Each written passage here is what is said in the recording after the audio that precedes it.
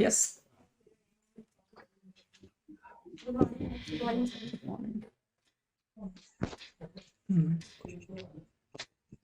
Collar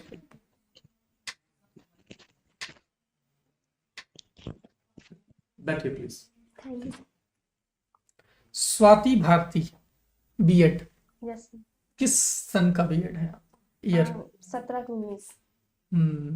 introduce yourself. Sir मेरा नाम स्वाति भारती है ओके। और मैं कानपुर नगर से हूँ। कानपुर नगर। हाँ, हम्म। घाटमपुर से।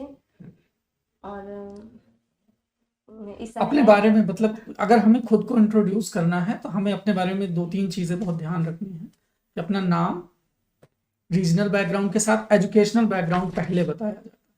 तो उसको जो है एजुकेशनल बैकग्राउंड बताइए कि कैसे आपने शिक्षा प्राप्त की। सर मेरा ग्रेजुएशन कानपुर यूनिवर्सिटी से था और बीएड बुंदेलखंड यूनिवर्सिटी से था। और इसके बाद से फिर हमने तैयारी शुरू कर दी शिक्षक भर्ती से और तब से तैयारी में ही लगे हैं। आप केवीएस में ही क्यों टीचर बनना चाहती हैं स्वाति? मैम केवीएस में टीचर बनने का मेरा एक मकसद है कि मतलब लड़कियों के लिए सबसे पहला तो लड़कियों के लिए टीचिंग लाइन बेस्ट होती है क्योंकि उन्हें फैमिली पे ज़्यादा ध्यान देना होता है तो उनको अच्छा टाइम मिल पाता है दोनों चीज़ों को संभालने का। पर आजकल तो काफी चीजें चेंज हो गई है, लड़कियां हर क्षेत्र में हाँ आगे मैम मानते हैं पर फिर भी जो मतलब जिस माहौल में रहते हैं ना क्योंकि मिडिल क्लास फैमिली से हैं तो उसके अकॉर्डिंग टीचिंग ज़्यादा बेस्ट लगती है। आपका इंटरेस्ट नहीं है? हाँ इंटरेस्ट भी है। अच्छा। ठीक, तो प्लीज अपने बारे में स्ट्रेंथ, वीकनेस और आपका थ्रेट्स के बारे में बताएं, अपॉर्चुनिटीज के बारे में बताएं कि सबसे ज्यादा आपकी स्ट्रेंथ किस चीज में है। कौन सी चीज आपको मोटिवेट करती है? सर जो मोटिवेट की बात करें तो फिलहाल तो कुछ मतलब मेरी फैमिली में ही पर्सन है उनको देखकर और उनसे बातचीत करके काफ़ी मोटिवेट होते हैं और कुछ चीज़ें पढ़ने के बाद काफ़ी अच्छा फील होता है। आपने किस कमजोरी के बारे में अपने बताएं कि क्या आपकी कमजोरी रही है। सर हमने अपनी लाइफ में कुछ चीज़ों को करने के लिए सोचा और वो भी टाइम के अंदर, बस इसी चीज़ से डर लगता है कि वो टाइम के अंदर हम कर पाएंगे कि नहीं। ये डर है आपका? हाँ। ये डर है। चलिए, अपॉर्चुनिटीज पे आप कहाँ देखते हैं खुद को? मतलब अगर आपको अपॉर्चुनिटीज दी जाएं लाइक प्राइमरी, मिडिल, हायर, तो खुद को कहाँ स्टैंड देखना चाहते हैं? मतलब किन बच्चों को आप बेहतर पढ़ा पाएंगे? छोटे बच्चों को प्राइमरी प्राइमरी में या मिडिल, टीजीटी पीजीटी लेवल या हायर यूनिवर्सिटी लेवल? नहीं सर अभी हम फिलहाल तो मिडिल वाले बच्चों को ही ज़्यादा अच्छे से अच्छा, हैंडल कर सकते हैं। छोटे बच्चों में? हाँ छोटे बच्चों को भी कर सकते हैं प्राइमरी में? हाँ। आखिरकार आपको ही क्यों केवीएस में दिया जाए प्राइमरी बच्चों के लिए?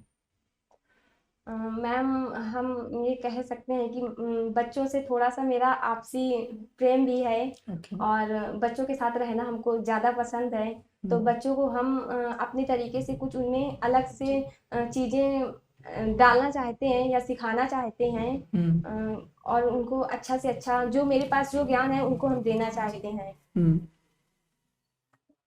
कब विद्यार्थी जो है इसमें जो गंभीर समस्याएं आती हैं विद्यार्थी के जीवन में, वो गंभीर समस्याओं को कैसे आप दूर करेंगे? मतलब वो जब स्कूल जाता है तो उसके सामने किस बहुत सारी समस्याएं आती हैं, जैसे एडजस्ट ना कर पाना क्लास में, तो इस समस्या से कैसे निपटेंगे? सर सबसे पहले तो हम उस बच्चे का पोर्टफोलियो देखेंगे। उसके जरिए हम उस बच्चे के बारे में जानेंगे, उसके आस पड़ोस के बारे में, उसके घर के माहौल के बारे में पता करेंगे और फिर उस कमजोरी को जानने की कोशिश करेंगे कि वो ये बच्चा मतलब ये क्यों कर रहा है और उसको जानकर उसकी मदद करने की कोशिश करेंगे और उसे समझाने का प्रयास करेंगे। बहुत बढ़िया। चलिए, पोर्टफोलियो बनाने के पहले या दूसरे चरण के बारे में बताइए। पहले चरण में हम पोर्टफोलियो में क्या चीजें देखते हैं? बच्चे के बारे में ही पहले जानकर और समझकर उसके बारे में ही लिखते हैं। हाँ, उसका परीक्षण करते हैं। हाँ। टेस्ट लेते हैं। ठीक है। अगर आपकी शिक्षण से किसी के माता पिता संतुष्ट नहीं है तो आप उन्हें कैसे समझाएंगे? मैम हम उनको समझाने का यह प्रयास करेंगे कि हम उनके बच्चों को अच्छा दे सकते हैं और उनके बच्चे का सर्वांगीण विकास कर सकते हैं, और अगर वो संतुष्ट नहीं है तो उनमें विश्वास पैदा करने का प्रयास करेंगे। शिक्षण क्या होता है? शिक्षण मतलब अपने जरिए हम किसी को, सामने वाले को समझाना या पढ़ाना, जिस विधि से आप पढ़ाते हैं हाँ वो शिक्षण। उसे शिक्षण कहते हैं। ठीक है। अगर आपके कक्षा में एक आलसी विद्यार्थी है तो आप उस आलसी विद्यार्थी को कैसे डील करेंगे, कैसे उसको संभालेंगे आप?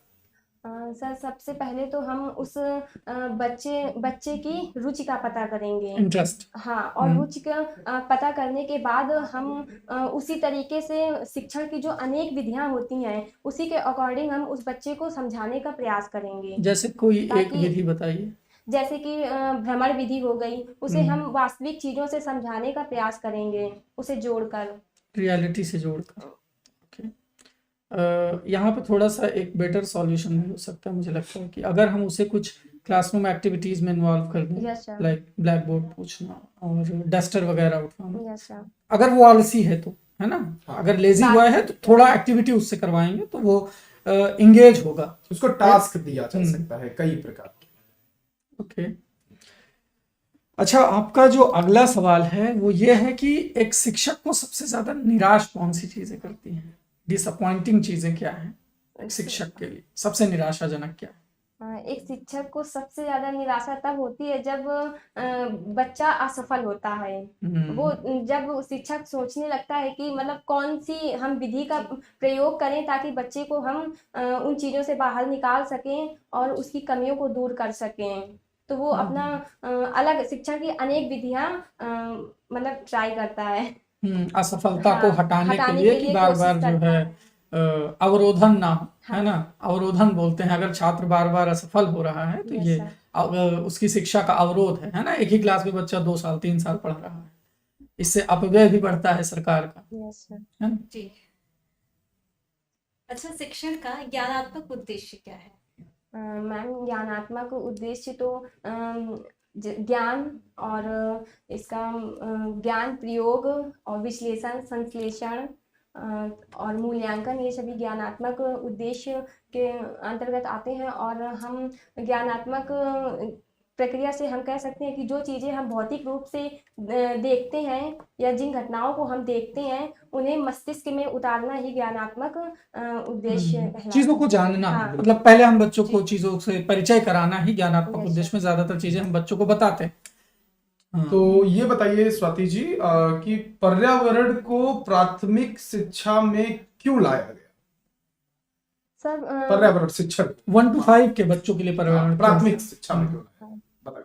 पहले तो सर सबसे बड़ी चीज कि पर्यावरण जीवन का मूल आधार है, और पर्यावरण बच्चों के लिए जरूरी इसलिए है क्योंकि वे वास्तविक जीवन से उन चीजों को जोड़कर सीखते हैं, प्रयोग कर कर वैज्ञानिक तरीके से सीखते हैं, और बच्चे मतलब करके सीखने में ज्यादा इंटरेस्ट लेते हैं, Learning by इसलिए doing. उनको एक अवसर मिल जाता है करके सीखने का, और करके सीखने का प्रयोग करके सीखते हैं तो वो ज्ञान जो होता है वो स्थायी हो जाता है बच्चों के माइंड में।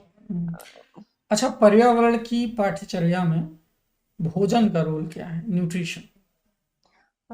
भोजन का एक अपने तरीके से देखा जाए तो भोजन का महत्वपूर्ण भूमिका है, क्योंकि भोजन, अगर बच्चे को भोजन ही अच्छा नहीं मिलेगा तो वो बाकी की चीजें नहीं कर पाएंगे, जैसे खेल कूद हो गया, पढ़ाई हो गया, इन सभी चीजों में वो ऊर्जा नहीं कमजोर हो क्या जाएगा। कोई अभियान भी चलाया गया है इसके लिए सरकार के द्वारा, भोजन से संबंधित भोजन बच्चों से की हाँ, संबंधित। पौष्टिक आहार, पौष्टिक आहार। कैसे पर कोई व्यवहारिक वर्क भी सरकार ने किया, जैसे भोजन से संबंधित, जिससे कि सुपोषण उनको बच्चों को, जो कुपोषित बच्चे हैं। हाँ, मिड डे मील वगैरह हाँ, का जी। आयोजन सरकार ने कर रखा है ताकि बच्चों को हम अपनी घर से अलग भी कुछ उन्हें पौष्टिक चीजें दे सकें। जी स्वस्थ धन्यवाद। शरीर में स्वस्थ मस्तिष्क का विकास होता है ना, इसलिए भी। ऐसा अरस्तु ने कहा था। बाकी फिलोसफर वगैरह पढ़ती हैं आप? फिलोसफीज मतलब जैसे साइकोलॉजी की फिलोसफीज वगैरह आपने कुछ पढ़ी हैं, तैयार किया है? नहीं सर, अभी तो नहीं। अच्छा, एक शिक्षक को क्लास में पढ़ाने के लिए आप किस चीज को जरूरी मानती हैं? शिक्षण विधियों का ज्ञान होना, लेसन प्लान पर पकड़ होना, कौन सी चीज़ इसमें सबसे ज़्यादा ज़रूरी है कि वो अपने लेसन प्लान पर पकड़ बनाए या शिक्षण विधियों का ज्ञाता हो? इन दोनों में से किसे आप चुनना चाहेंगे? सर इन दोनों में से हम शिक्षण विधियों का ज्ञान ज़्यादा ज़रूरी है, क्योंकि क्लास में काफ़ी तरह के बच्चे होते हैं, तो हमें हर बच्चे को थोड़ा उसके प्रकार से अलग तरीके से बताना पड़ता है, इसलिए शिक्षण विधियों का ज़्यादा। बहुत बढ़िया, ये आपका सही जवाब था। शिक्षण विधियों के ज्ञान के द्वारा ही आप एक बेहतर लेसन प्लान बना सकते हैं, है ना? इसीलिए शिक्षण विधियों का ज्ञान जरूरी है। ये बहुत अच्छा रहा आपका। तो बस धन्यवाद। चलिए, ऑल द बेस्ट आपको। ओवर एंड ऑल आपकी परफॉर्मेंस ठीक थी, जी है ना? बढ़िया था। इसका रिजल्ट आपको संडे को जो है मिलेगा लाइव में देखने को। अच्छा कर सकती है, बेहतर और प्रयास करिए, बहुत अच्छा करेंगे आप। All the best.